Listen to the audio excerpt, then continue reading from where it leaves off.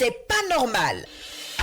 Une situation vous déplaît, vous en avez gros sur le cœur, vous êtes exaspéré par un certain nombre d'événements, Radio Côte d'Ivoire vous ouvre une lucarne pour crier votre mécontentement. C'est pas normal. Je pense que l'État est en train de tout faire. Faut pas tous les jours on va tout mettre sur l'État. On n'a qu'à accompagner l'État en respectant les mesures barrières qu'on nous indique à tout moment. Mais les Ivoiriens même ne respectent pas ce que l'État même dit. Mais quand on voit que ça veut se gâter, c'est là on l'accuse. Pardonnez, on n'a qu'à respecter les mesures barrières. C'est pas normal. Quand on dit des personnes vulnérables, je ne comprends pas parce que moi je suis un couturier. Quand on se renseigne concernant les dons et autres, là, bon, on nous dit non, la liste quitte sur le maire.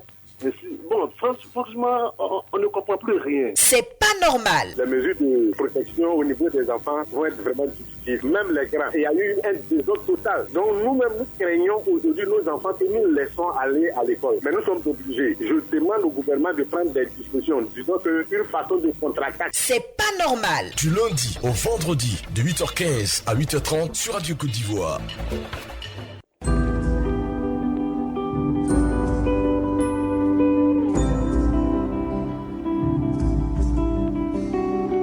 Monsieur BRV est avec nous, il nous appelle de Guiglo. Bonjour. Bonjour. Monsieur B, vous voulez parler des primes Covid? Exactement. On vous écoute. Et j'ai dit également bonjour à toute la Côte d'Ivoire. Et je reviens ce matin chercher mieux à savoir. Et c'est que depuis le mois de mai en Côte d'Ivoire, au journal officiel de la RTI, et l'État avait décidé comme ça d'aider les travailleurs impactés par la Covid. C'est-à-dire dont les entreprises sont impactées et qui sont mis au chômage technique. Et depuis ce mois, jusque-là, à notre niveau, jusque-là, il n'y a rien, on n'a rien perçu. La maison tutelle, l'insertion du travail, là où on demande, et quand on demande, on nous fait savoir comme ça que les noms sont transmis et que c'est l'État qui va gérer cette situation. Nous sommes aujourd'hui dans le mois d'août et encore rien n'est fait. Donc voilà, c'est ma préoccupation, je veux déjà savoir mieux où en sommes-nous actuellement. D'accord. Alors, si on a bien compris votre préoccupation, il s'agit des primes aux travailleurs, c'est cela? Expliquez-moi bien pour que je comprenne. Oui, l'État avait demandé de payer au moins 2 mois de salaire des travailleurs qui sont en chômage technique. C'est-à-dire le paiement du mois de mai et du mois d'avril. D'accord. Le paiement des salaires, de 2 mois de salaire à ces travailleurs. Aux travailleurs. Privé, voilà, public? C'était au privé. Au privé, d'accord. Et on parlait de paiement au moins de 60 000 francs par mois aux ouvriers, aux agents de maîtrise, techniciens, et jusqu'au cadre. Voilà. Il fallait ils ont décidé de payer au moins 2 mois de salaire aux travailleurs, le mois d'avril et le mois de mai. Et jusque-là, il n'y a rien. D'accord. Monsieur B, oui. Est-ce que vous avez posé la question à votre employeur? Exactement. On en a toujours demandé. Et vous répondez quoi? Que c'est l'inspection du travail, la direction régionale du travail qui gère.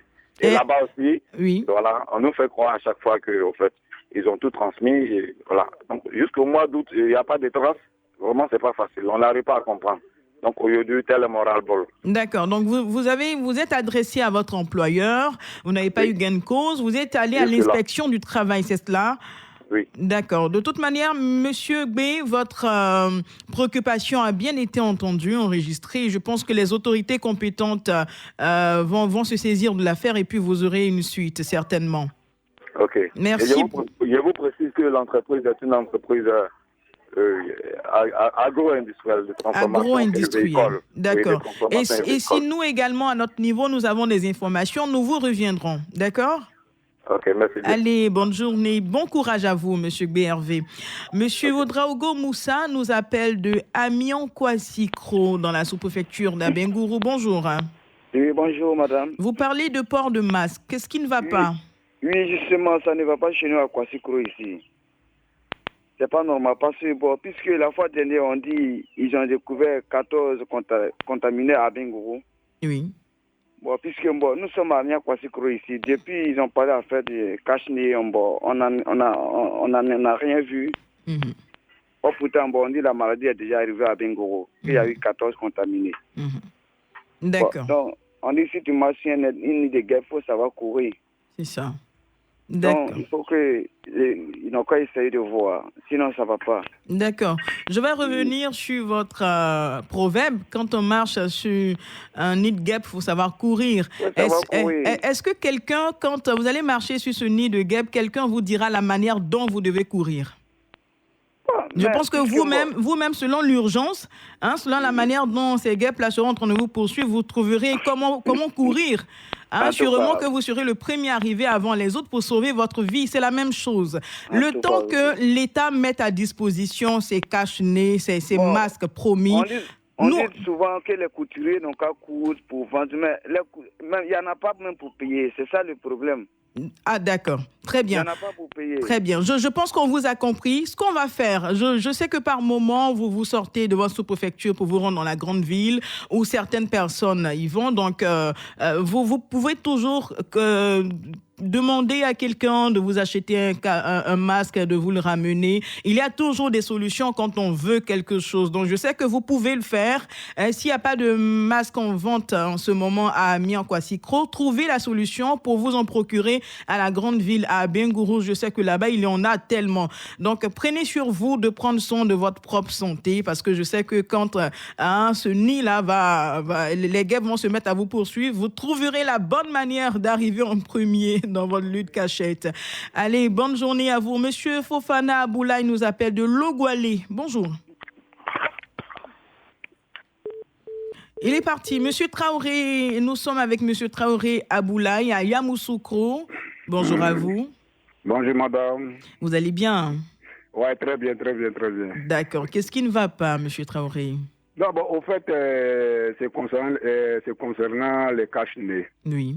Moi, je voulais que le gouvernement essaie de voir pour qu'il puisse donner cache-nez à la population.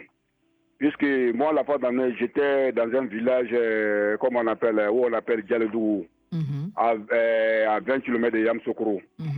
Bon, je suis allé pour le funérail de ma soeur, parce qu'elle avait perdu son mari. Mais je te dis que le village complet, n'avait pas de cache-nez. Bon, malheureusement, Dieu merci, il y avait le député qui était là et le député a insisté maintenant que le village puisse porter les cache-nez. Mais ce qu'ils ont dit vraiment, ça m'a beaucoup marqué, parce que les paysans qui sont là, qui n'ont rien, il y a un vieux même qui a dit que non, eux-mêmes là, souvent, quand ils vont trouver un bananier comme ça pour pouvoir trouver à manger, ils sont obligés de couper le bananier, aller vendre, souvent ça ne gagne même pas l'argent. Bon, le village complet n'a même pas de cache-nez. Donc, si vraiment l'État pouvait faire quelque chose pour ceux-là, je pense que ça va nous faire beaucoup plaisir. Voilà. Même s'il faut rentrer dans le village, partager les cache-nez, tout ça, c'est encore bon. D'accord. Voilà. Vraiment, il n'y a qu'à essayer de voir ce côté. Vraiment, là, ça sera très bien pour... Et de quel village parle-t-on? De quel village? Le village s'appelle Dialodougou. C'est à 20 km de Yamoussoukro. D'accord. Dialodougou. Merci beaucoup. Votre préoccupation a bien été entendue. Voilà. Merci beaucoup. Monsieur Tali Patrice nous appelle de Liepleu. Bonjour à vous. Bonjour, maman. Monsieur Tali. Oui. Qu'est-ce qui ne va pas? Ah, maman. Oui. Je voudrais parler un peu sur les mesures non respectées chez nous à Liepleu. D'accord. Vous savez, c'est un lieu touristique. On reçoit chaque jour des visiteurs. Mais je ne suis pas du tout content. À tous les visiteurs qui ont l'amour de découvrir le pont de Liane. Là, certains qui viennent ne sont même pas protégés.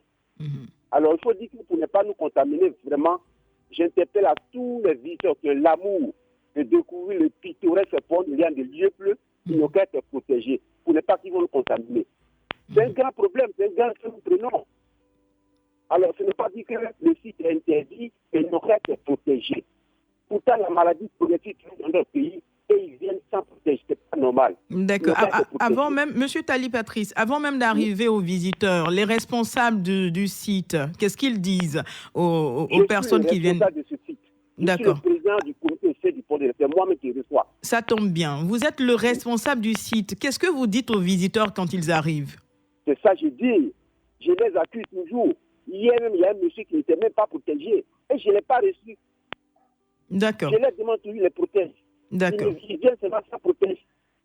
Et c'est ce qui n'est pas bien. Je suis le responsable de ça, il dit. Très bien. Merci beaucoup, Monsieur Tali Patrice. Je pense que votre réaction d'hier n'est pas mal. Hein? Donc, c'est de fonctionner avec beaucoup de fermeté. Soyez très ferme avec les visiteurs. Demandez-leur de porter leur casque, le masque et surtout de respecter la distanciation sociale dans les dispositions que vous avez prises pour visiter vos différents sites. Monsieur Fofana Aboulaye nous appelle de Logoualé. Bonjour. Oui, c'est Ablaye Fofana de Logoualé. Oui, on vous écoute. Voilà, je voudrais interpeller le ministre du Transport et les consommateurs, le président des consommateurs, sur l'augmentation abusive du coût du transport. Alors, je vais prendre un exemple très simple. Abidjan-Amman, avant le coronavirus, alors on payait 8 100 francs. Abidjan-Danané, on payait 12 100 francs, 10 100 francs. Aujourd'hui, Abidjan-Amman, on paye 10 100 francs. Et ils disent que la différence, c'est pour le gap, qu'ils ne prennent pas, ils prennent moins de passagers, et donc ils sont obligés d'augmenter le transport. Mais ils ne respectent aucune mesure barrière. Ils font les 70 places, on est serré, et ils nous prennent 10 000 francs, ou 12 000 francs quand on va dans l'année. Alors, je voulais interpeller le président de la République, le ministre des Transports, pour que vraiment on revienne à 8 000 francs entre Mans et Abidjan, par exemple. Oui, 8 100 francs. D'accord. D'accord. Je pense que votre préoccupation a été entendue par qui de droit. Vous avez interpellé le ministre des Transports, M. Amadou Koné, et le président des consommateurs. Donc, je pense que votre préoccupation a été prise en compte. On vous a bien compris. Merci, madame. Merci à vous, M. Fofana Aboulaye.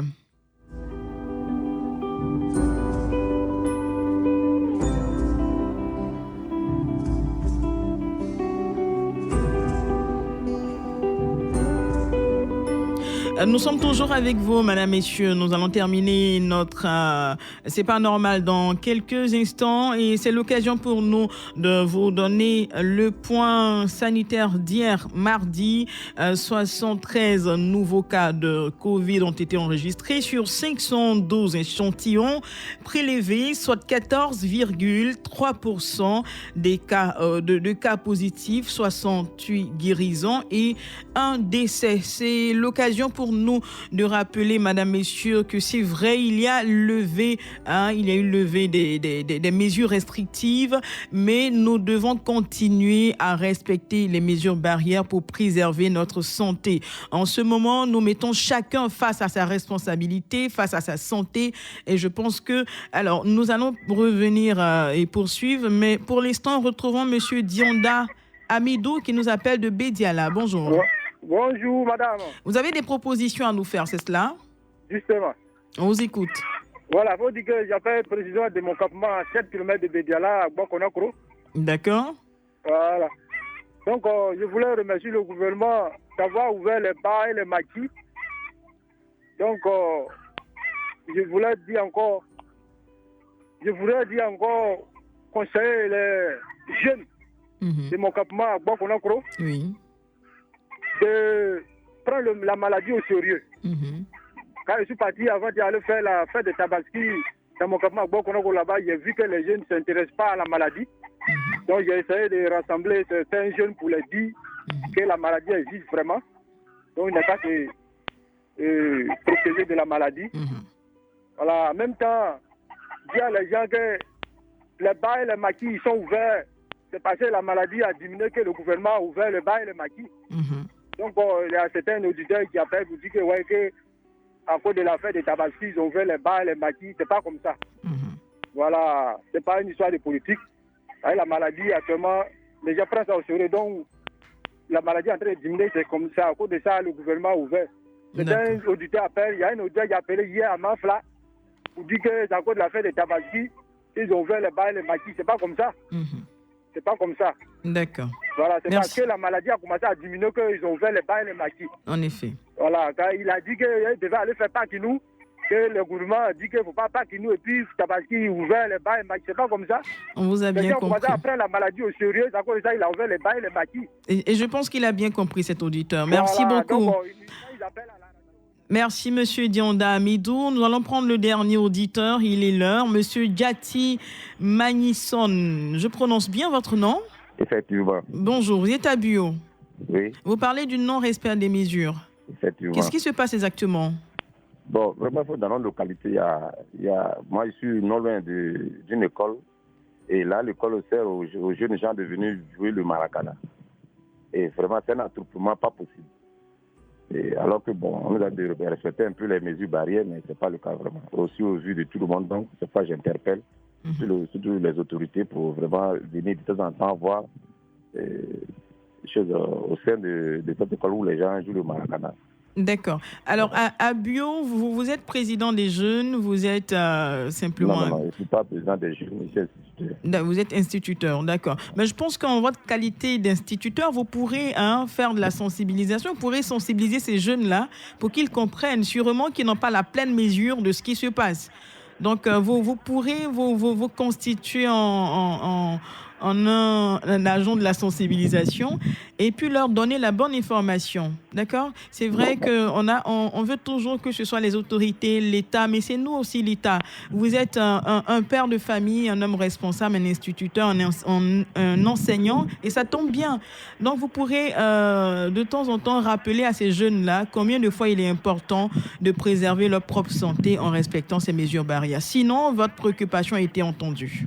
D'accord, ça t'a déjà fait l'effort. Voilà. Ah, je suis contente. On sait compter sur vous. En tout cas, merci beaucoup et bonne journée à Bio. Madame, messieurs, c'est pas normal pour aujourd'hui. C'est terminé. Rappelons que l'état d'urgence demeure jusqu'au 31 août et que les frontières terrestres et maritimes restent fermées. Il y a levé des mesures restrictives, c'est vrai, mais cela ne signifie pas la fin de la maladie. En ce moment, nous sommes dans une autre dynamique où chacun doit être responsable de sa santé. Pensez à lui d'abord. Je dis, c'est un moment où il faut être égoïste. On va penser à nous d'abord. Vous voulez vous déplacer, vous regardez la configuration, ne vous plaît pas, les mesures ne sont pas respectées, cherchez une autre solution. Pensez à votre santé, pensez à la santé de vos enfants, de votre famille. Dans un premier temps, si chaque Ivoirien se met dans cette configuration où chacun protège sa santé, mais vraiment jalousement, on verra que la maladie sera boutée rapidement, mais vraiment très rapidement hors de nos frontières. On sait compter sur votre bonne volonté. Vous êtes des Ivoiriens formidables, des personnes exceptionnelles, et je sais que rapidement, on ne parlera plus de coronavirus parce que nous allons respecter scrupuleusement ces mesures barrières. Que chacun devienne un agent de sensibilisation, que chacun devienne un ambassadeur pour passer la bonne information à ceux qui ne l'ont pas. Et puis rapidement, nous serons heureux de nous retrouver comme avant. Voilà, sans problème, sans crise sanitaire et autres. On vous souhaite une très bonne journée. Restez sur Radio Côte d'Ivoire.